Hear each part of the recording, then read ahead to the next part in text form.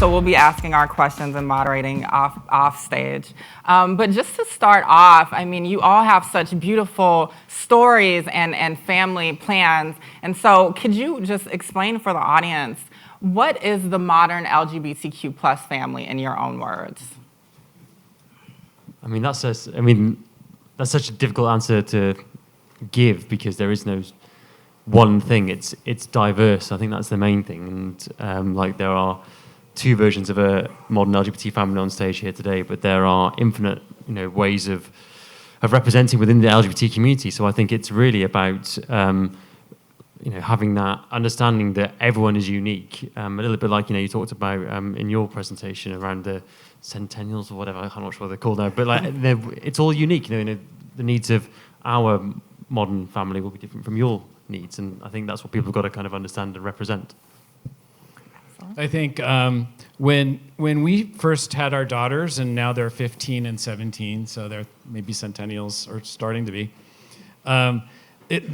We joined a group. We live in San Diego, and we joined a group with other parents. And when we looked around at these other parents with small children, this was a rainbow in and of itself. There were two moms and two dads and one mom and one dad, and some had their babies through surrogacy, and some had adopted like us domestically. Some had adopted overseas, and their children weren't the same skin color as them. And so it was just really about the myriad of the people that are sitting in this room today. It's just a reflection of the families that we all represent.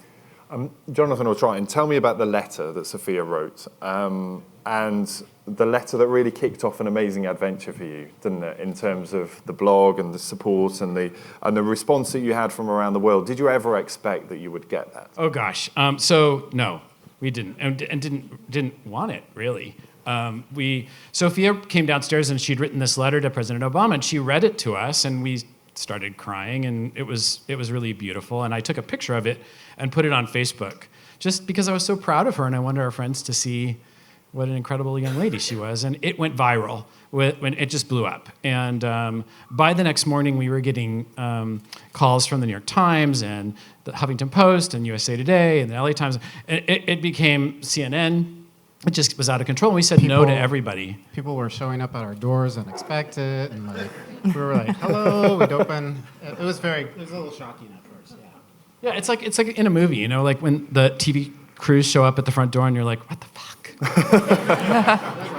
And it scared her, and we didn't want that. But what it did do was it kind of launched this trajectory that brings us here today. He did write back, and it was amazing to see the love that came from their friends, their teachers, the parents of their friends, and certainly our friends, all coming forward just to sort of embrace her and her sister and us, and it kind of set us on this course.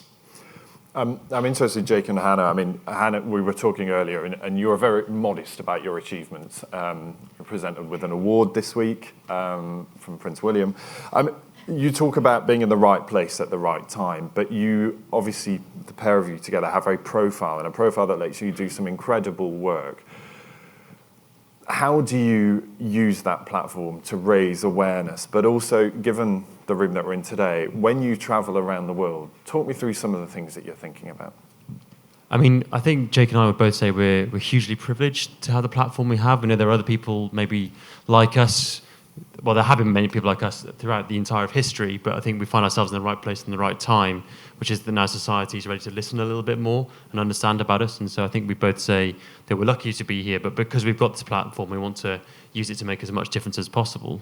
I mean, our travel experiences are, they can be really good or really bad, and it doesn't have to be very big things. Small little things can make a big positive difference and a big negative difference. What do you think?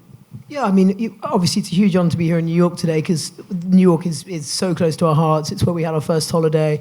It's where I actually proposed to Hannah in a rowing boat on Central Park Pond 2 years ago. So, New York is kind of our spiritual city. And now you are. Yeah. It's just the way I tell it. It's the rowing boat. And so, for us, New York is a place that we come back to year after year because we know that we're safe here and because we know that we're accepted and we find love here every time we come here and new adventures. And when we do travel further afield, last year we went to the possibly slightly controversial Tel Aviv for our honeymoon, and we went the week before Pride, so kind of almost this time last year.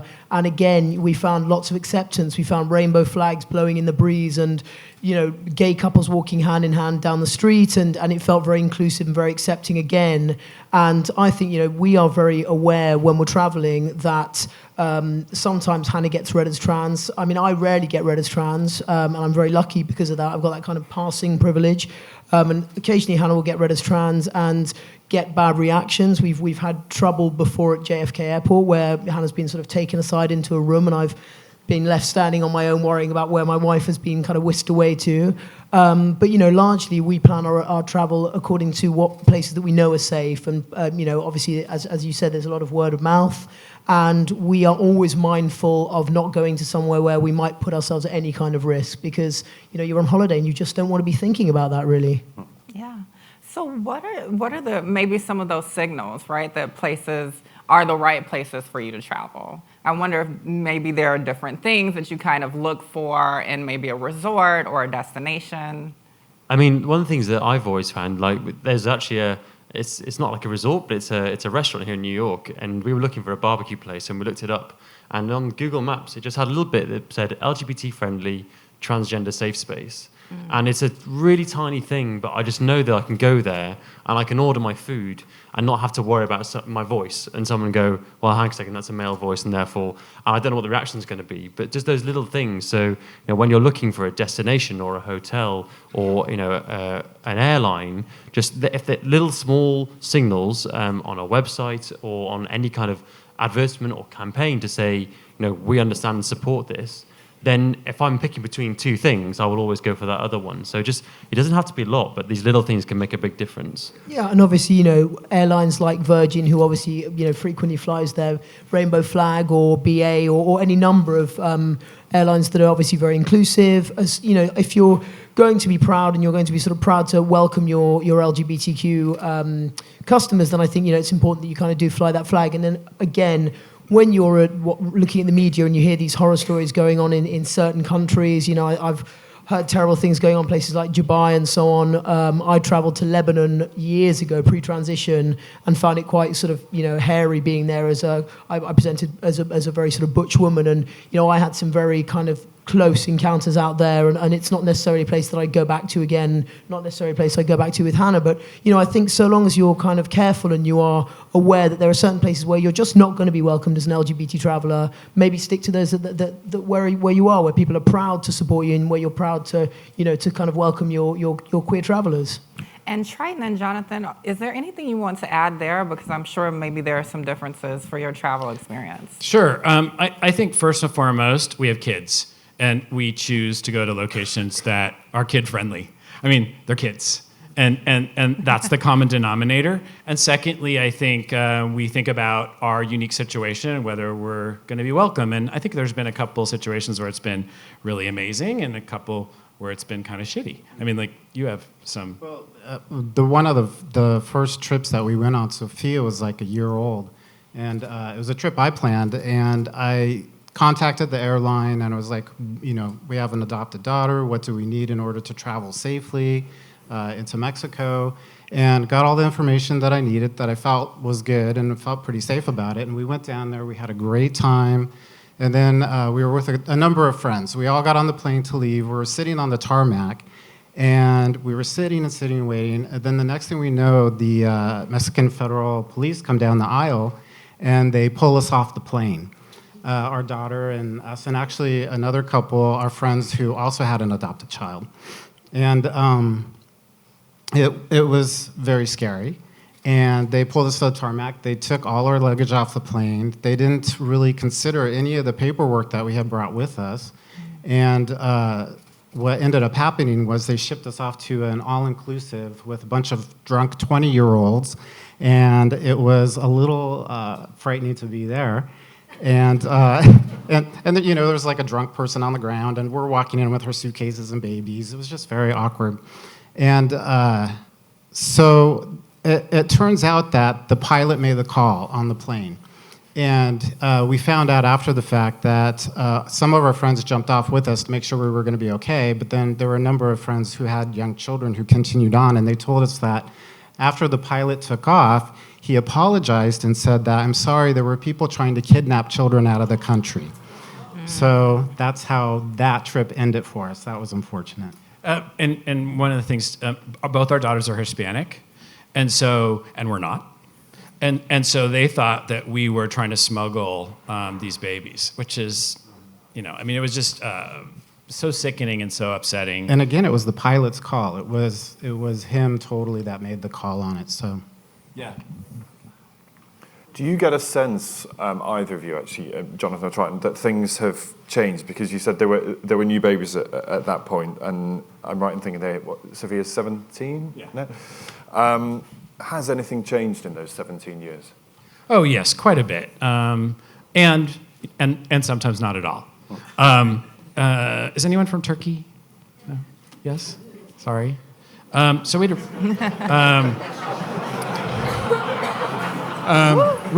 a rough time.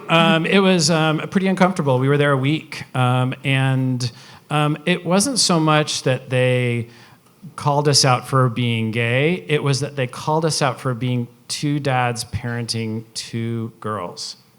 And in that culture, maybe that's not done as often, or that was new to them. And it was actually more the women that were kind of hostile towards us. But we were with a female couple who had their children with them, and the men were really weird to them. Like, they couldn't hail a cab. We had to hail a cab for them. We'd have to put them into the cab and then send them off because the cab wouldn't stop for two women. It was pretty uncomfortable. And I don't know whether it's that particular country and that particular time, but other places we've been in the world where you might expect it to be unusual: Cambodia, Vietnam, Singapore, even Japan. Roll out the red carpet. Couldn't have been better. Just welcoming us from the moment we walked into a hotel, just looking at us and recognizing who we are, and immediately adjusting and just speaking to us with respect, like the parents and the family that we are. right, and they would say a simple thing like, "Oh, what beautiful daughters you have," or "What a beautiful family." Those were really at ease things for them to say to us. Yeah. I want to get onto some of these practical things, actually, because that's what many people will be able to take away from today. And Jake and Hannah, I wonder, very different set of challenges when you're traveling. I wonder what goes through, when you're planning a trip, anywhere in the world, what goes through your mind? What are the things that you really have to consider before you book a trip? It's just whether or not we're going to be safe, whether or not we're going to be accepted. You possibly look at the legislation of a country, and if they're outwardly signaling that they're not LGBT friendly, because a lot of countries are quite proud to be anti-LGBT. A lot of countries are quite proud that there's the death penalty for being queer or being LGBT. A lot of people, won't even acknowledge that trans people exist. So for us, I think it would be those kind of practicalities. And I think, Hannah and I are quite set in our ways, and there are certain places that, as we say, New York we come to again and again. We were in Austin earlier on in the year. We were in Cincinnati earlier on in the year, and everywhere we go in the US, we tend to, thus far, have really warm receptions. But when we have been elsewhere, as I say, it's really knowing, asking our friends, asking around. There are some great LGBT travel agencies out there that we would kind of look to and know that they're going to point us in the right directions. We're quite fortunate in that we have a wide network of people that we can ask, but there are people who are not within the community, who are not out, who don't have a broad circle of friends to ask. And it's sort of for those people that there needs to be some kind of flag flying or some kind of targeting of those customers, because a lot of them won't know where to go and won't know where to be safe. And these are the people that really need that help to be somewhere safe and to be somewhere happy and accepting. And also, we say we're quite, generally speaking, we're past the cisgender, i.e. you can't tell that we're trans when you just look at us. And when we approach things, especially immigration or etc., I'll go with Jake, and I'll let Jake do the most of the talking, because I know that my voice outs me as a trans person. So there are some people who don't have that privilege of being able to pass, and they have to be much more concerned about their safety, and have to worry about the kind of just going through the day-to-day bits of hailing a cab or getting on a bus or ordering at a restaurant, but also people who travel on their own. And so I hate it, and it kind of eats away at me when I do this, which is like, I just know that for our safety in this one moment, I will just allow Jake to take the lead. But then I'm like, damn it, I'm an independent woman. I should be able to do this myself. But you kind of have to cut away that just to make sure that you're safe and you enjoy your holiday. And when you are somewhere where you're welcomed as trans people, then I can relax and actually I can start talking and get Jake to shut up. I mean, even yesterday, Hannah was misgendered yesterday in a restaurant in New York, and it really upset her. And I said at the time, this very pleasant server said, what does he want? And I said, I'm sorry, that's my wife. And he went, oh, I'm so sorry. And he literally could not apologize enough. And I said, do you want me to say something else? And Hannah, of course, said no, because Hannah's very much like that. But then, of course, it ruined her morning, because obviously it's a horrible thing to happen, and there's not a lot I can do to make her feel better, because it never happens to me. But, if that's happening in Manhattan in Pride Month, I'm sure that this is happening all over the world on a daily basis. And I mean, it's not even a microaggression, it was just a mistake, but it's the kind of thing that absolutely destroys your day. And if it's happening over and over again, you're being misgendered, and you're, possibly gender fluid or non-binary, and I think, even little things like this barbecue place that Hannah was referring to in Midtown called Brother Jimmy's, which is an amazing place. And the first time we ever went there, and we saw that it was a transgender safe space on their Google, and we went in, and I was already quite thrilled that they'd even put that up. And our server came over, and when we ordered, she said, I don't want to offend either of you, but could I ask your pronouns? And it just meant the world. Such a tiny little thing that really gives me goosebumps now, because it was something that never happened anywhere before, and it was a tiny little thing that genuinely made our holiday. And now we go back every time we're in New York. So. And they occasionally give us a free meal. Just briefly, a quick word from each of you. What would you like the people in the room to go away thinking or have learned in terms of something that would make your life easier while you're traveling, while you're on the road? I think you mentioned that even the smallest sign when searching or Googling or something on the site that opens it up to us is very, it puts you at ease immediately when you see that. It welcomes you. So that's the main thing for me.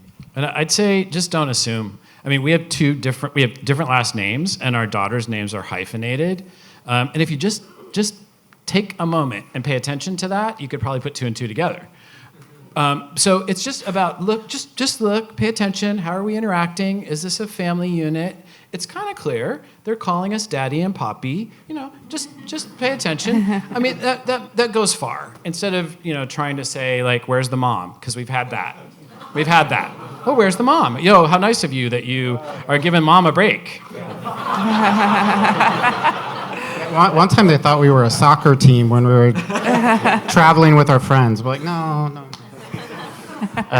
I would just say when you're trying to communicate to the LGBT community, try and engage with them using LGBT people. It's something that as a community, I think we always strive, especially in the trans community, which is that we hear authentic people talking, and getting preached at about transgender inclusivity by people who aren't transgender can sometimes rub it the wrong way, and it's easy to make mistakes. So I'm not saying you have to all be transgender to support transgender people. I'm just saying that if you've got a campaign or you're trying to do something for the transgender community, make sure that you're engaging with the transgender community to develop that, because there'll be things you'll get wrong if you don't. So please talk to us and engage with us, because we'll obviously want to work with you and make it a better place for everyone. Yeah, and particularly when we're here, there is a real sort of feeling of walking on eggshells, of offending. Whilst we're here today, I can only obviously speak for today, but please feel free to ask us questions, because as Hannah says, it's through talking to us and getting to know us and realizing that we're not that different. Trans people are only, I think, 0.1% of the population, and only 8% of Americans know someone transgender. So for all the other 92% who've never met anyone like us, we may be the sort of, this unknown figure, and how do we deal with them, and what are they going to, how about if they react badly? But please, feel free to ask us the questions. And as when we arrived at the Beekman, which is our lovely hotel at the moment, to stay 2 days ago, and they gave us a little rainbow cookie when we arrived, so we knew that we were accepted because there were rainbow cookies, little things like that. Yeah, next time hopefully it'll be a trans cookie. Trans cookies. Trans flag cookie. So just a quick bonus round, and just going down the list, could you say maybe one place that's on your wish list? We would very much like to go to Mauritius, wouldn't we? Anywhere where I can swim with turtles. That's It's all what about the turtles. Portugal. Are you here? Portugal? Yes, okay. And Thailand for me. Thailand for us too. There will be plenty of time to chat to all of our panel a little later, but please put your hands together for Jake, for Hannah, for Triton, and for Dominic.